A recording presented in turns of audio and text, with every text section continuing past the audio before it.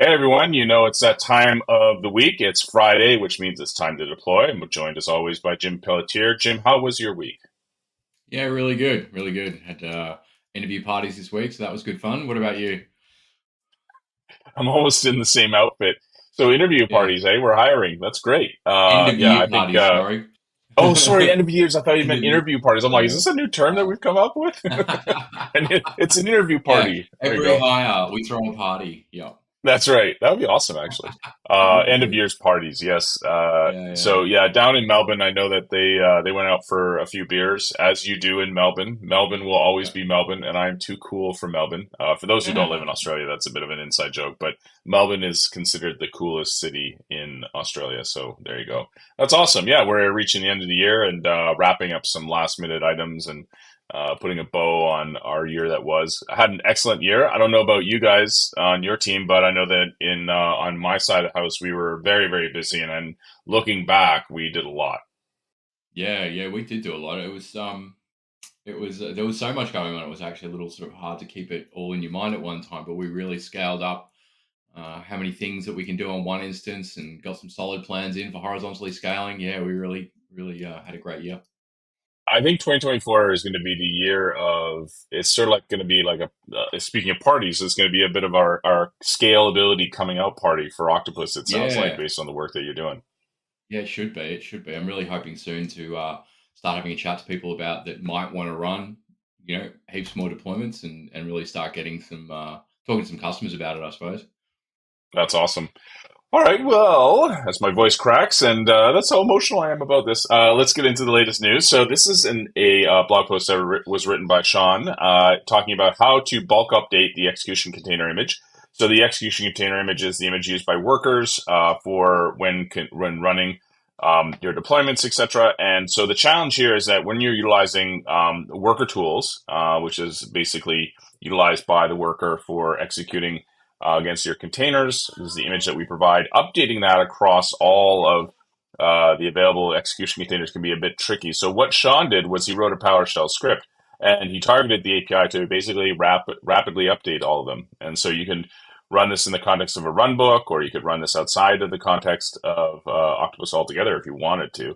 And so he's declared a bunch of variables here. The script itself is, not too heavy, but it's basically doing a bunch of gets as you do, and then as it does for each one that's available, it will go ahead and update the image container, the execution container rather, that's there. So you can see he's utilizing targeting the worker tools here. And then if it's running on Ubuntu and the image is not equal to the Linux, I guess, I'm not sure what he's doing here, sorry. But he's basically Yeah. updating the image. And so he's doing that one for Ubuntu and one for Windows, obviously, because we support both. And then he's updating the deployment process accordingly for each of that, and according also for the runbook. So this, more than anything, is a really good example of showcasing kind of like what you can do with our API. And writing these scripts are not difficult. I mean, they're pretty easy to do, and uh, I think is a great example of what's possible. So great little post there by Sean, kind of updating the execution container image. So well done. Deploying the container image, something. Deploy the deployment.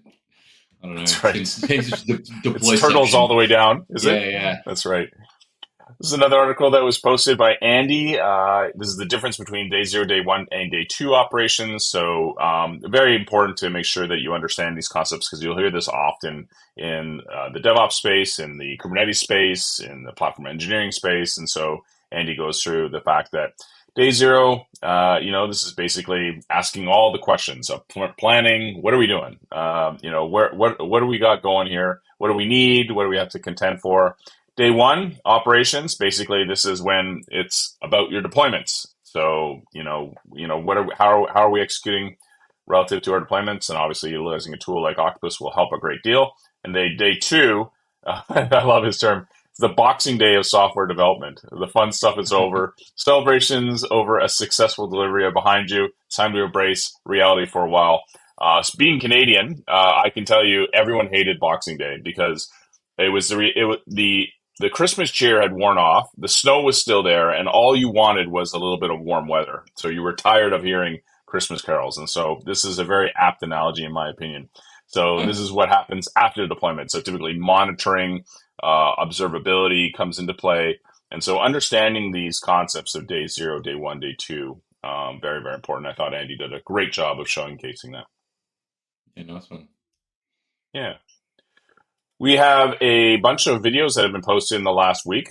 As I've said before, we post all the time. So our last episode here, where you and I were chatting about the new sample project, we've also got a couple of videos. I took some snapshots of the video segments that we took. So if you're interested about the segment that Jim and I talked about, the reporting tools for getting your deployment data, we talked about that and put it in its own video. Last night I spoke to Mark Harrison about a couple of new step templates that he's created for Azure App Configuration. So Azure App Configuration is like a key value store, similar to HashiCorp Vault. Basically, it's a location you can go to where you will see or get access to key value pairs. And so Mark, I made the analogy of, Jack Nicholson in the original Batman movie said, where does he get all those wonderful toys? And so I said that if step templates were like toys, then Mark Harrison would be the Batman of Octopus. And so the reason why is because he wrote a lot of these. And so he showcased what these things do relative to Azure App Configuration. So here he is in Azure App Config, showcasing a bunch of key value pairs. And then he's utilizing the step templates that he built to showcase how to pull those into a deployment process. He's also got a step template that will write them back as well. And so you can bind these to a variety of variables you have inside of your deployment processes, which is great. You'll find these up on the library if you go to library.octopus.com, and you can search for them there. So I won't worry about that page loading. But if that's where you go, you'll see these listed there. This is what they look like in the library. And so you can retrieve values. You can also write them back. And so I thought that was a cool little video that we did. And then earlier today, we hosted a webinar. Adam and Bob hosted a webinar entitled Solving a Microservice Orchestration Pain with Octopus Deploy. It's a bit of a longer one. This one's about 57 minutes, but in the video, they talked a great deal about microservices. And we had a lot of questions about, mono repos versus microservices, et cetera, how Octopus can help alleviate the pain. And so they talked a lot about this. This was a pretty thorough webinar, which features some demos that Adam showcased. And so that's a video that we also have available up on our YouTube channel. If you're at all curious, you can check out our webinars. We've got our next one in January. So we're not resting on our laurels. We're starting off with a bang. So on the 11th, I'll be running the Octopus 101. And we'll be adding a whole boatload of new webinars. So they're not on the list yet, but they will be very soon. You can also catch the recording of all the other webinars that we've done. So the one that I just showed you is this one here. We've already posted that to our website. And so you can check out all the release webinars that we've done over the past number of months. So it's been very, very hectic. We talked earlier about 2024 being pretty hectic. It's a good example of kind of like all the stuff that we've been doing there. So that's pretty awesome. Is it going to slow down a little bit over the break, or going to keep That's going? right. No rest for the wicked. I'm just going to continue to go. Okay. So this is something that I didn't plan on talking about until next week, but whatever. It's Deployment Friday. Let's go ahead and showcase it. So this is a solution called Octolint this is from the solutions team. The solutions teams work very closely with partners and customers, and they have this repo which is called Octolint, and this was built by Matt Casperson. And this is a cool little tool. So Octolint is a linter for your Octopus instance. It's a command line tool, and you just run it. And when you do, it will run a set of rules. It will do a read-only scan of your Octopus instance and compare that to a set of rules, and then look at the rules and say, oh, this is actually in violation of the rules. And we have some rules listed in here that you can check out if you want. They're underneath the internal. And then you have a bunch of checks and rules that run against these things. So you can see these are some of the rules that we've done relative to performance or your organizational structure. These and other rules are structured within here, and it will do a comparison. And to showcase what this looks like, I've gone ahead and run this already. So this API key is no longer valid after this recording, so don't worry about hitting this. But you'll run this tool, Octolint, on the command line, and then it will basically generate something that looks like this. So it's running the set of rules against this instance and then producing a report to tell you things like, hey, the following variables may be unused. And so you may want to check to see whether they're required. The following life cycles have retention policies that keep releases or files forever. So the default life cycle, for example.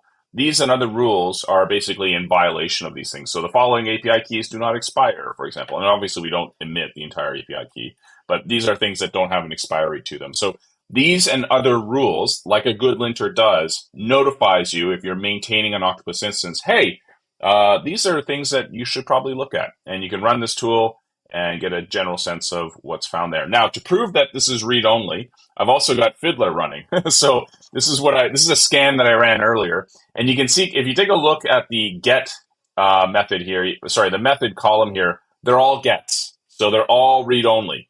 So there's no puts, there's no deletes. It's all gets. And obviously we had some invalid reads there, but that's fine. But basically, we scan your instance, and then we compare those results to those rules, as I said earlier, and we generate this report. And so that's Octolint, a new tool that is available, and you can check out the repo, which is here. And I will be talking to Matt Casperson very soon about this. So stay tuned for that video. Matt and I will talk about Octolint. He'll showcase some demos. We'll talk about how it was built, and we'll probably publish that next week. So stay tuned for that. But I thought this was a tool that was too cool to not talk about. So what do you think about this, Jim? Cool. Pretty cool? Yeah, it's great. I mean, there's so many ways you can hold Octopus, right? There's so many ways you can configure it that sometimes, help. This can only help with that bit of success, right? That's right. And so some side inside baseball sort of thing here. So this was built in Go, and it is, if you look closely, it's actually using down here. So if you haven't seen Go before, don't worry. This is sort of the akin to a .config or a list of dependencies. This go.mod file is your dependencies for building this thing. And inside here, there's a Go library that's referenced, which is, let's just take a look. It's Go-Octopus Deploy. There it is right there. So this Go library here is the same Go library that's used by the Terraform provider. And so we're reusing the same libs that powers the Terraform provider, that powers the CLI. So the Octopus CLI that we highlighted last week is also using this library.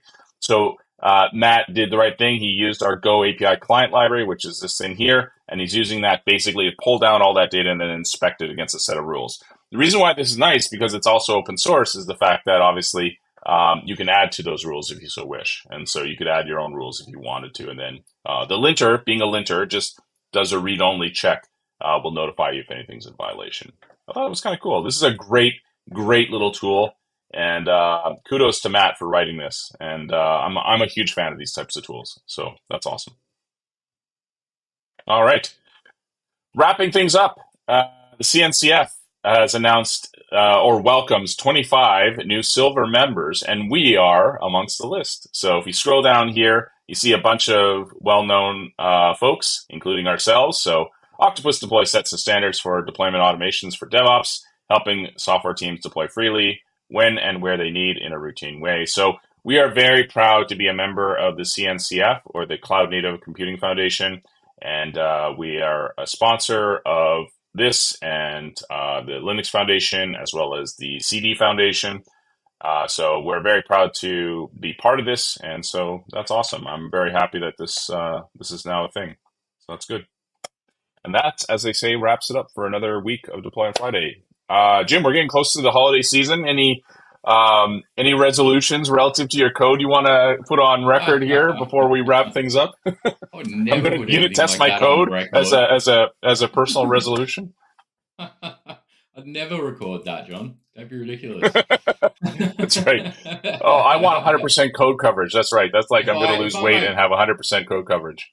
If I'm ever going to make promises like that, it would definitely only be to myself and not out loud. Well, anyways, if you've happened to stumble upon this video and you've never seen it before, feel free to like and subscribe. Let us know in the comment section if there's something you'd like us to take a look at. And until next time, we will see you on the next edition of Deploy on Friday.